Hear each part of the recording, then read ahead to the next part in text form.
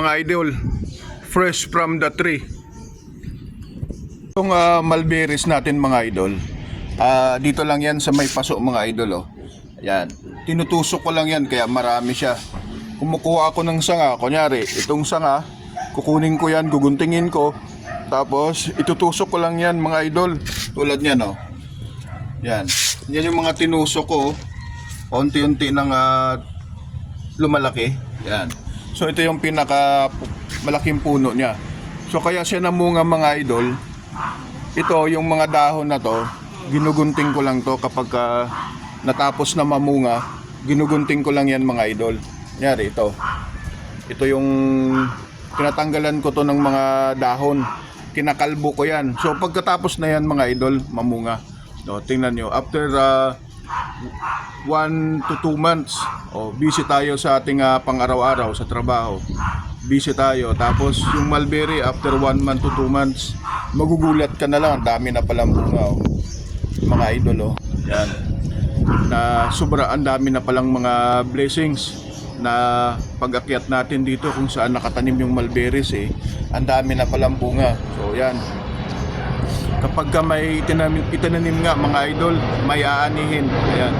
Masarap to i-shake i-shake o ilagay sa kani salad sa mga vegetarian mga idol. Ayan. So pagka pula, pwede na rin siyang i-harvest. Medyo masim-masim ng konti. Ito yung kunyari, itim na yan. Masarap yan, ilagay na yan sa mga salad. Pinipitas ko na yung mga itim mga idol. Baka makasimunahan pa tayo ng mga ibon. At sobrang hangin Sa hangin naman, di naman yan mahulog kagad kasi medyo stable naman siya sa sanga, matibay. So sa ibon lang mga idol tulad ng ito. Yan. Pwede na yan natin i-harvest mga idol Yan. Pwede natin i-harvest yan. Yan to, kukunin ko na to. Kasi kakainin na natin to mga na kulay itim na mga loads mga idol. Yan At maunahan tayo ng mga insekto kasi hinog na. Ayan mga idol Yan. Hugasan lang to natin tapos siyempre kakainin na natin. Hindi libre na. Mahal to sa market mga idol Ayan So kung gusto nyong pumitas, kung hindi rin kayo makakapitas sa mga idol, baka merong kapitbahay kayo na may mulberries, humingi kayo ng sanga. At yung guntingin nyo ng maayos, tapos yun yung itusok nyo sa paso, mga idol. So sa unang mga linggo, ilagay nyo siya doon sa may araw para hindi siya may stack up yung tubig, hindi siya magtutubig sa paso. So sa first to second week, ilabas nyo doon sa may araw. Tapos kakaumulan, itabi nyo muna para hindi siya ma-overwater. Yan.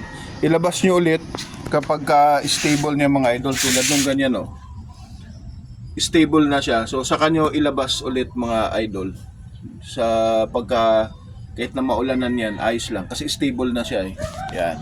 So mga idol, kung gusto nyo pong magtanim ng mulberries yan. Kung gusto nyo po, sundin nyo lang po yung mga tips ko sa inyo at comment down below lang po pagka may mga katanungan. Maraming salamat and God bless.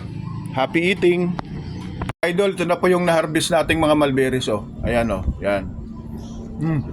Sarap.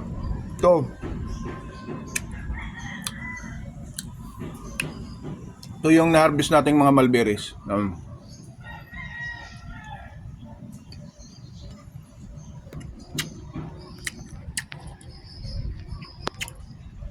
Tamis, asim, sarap.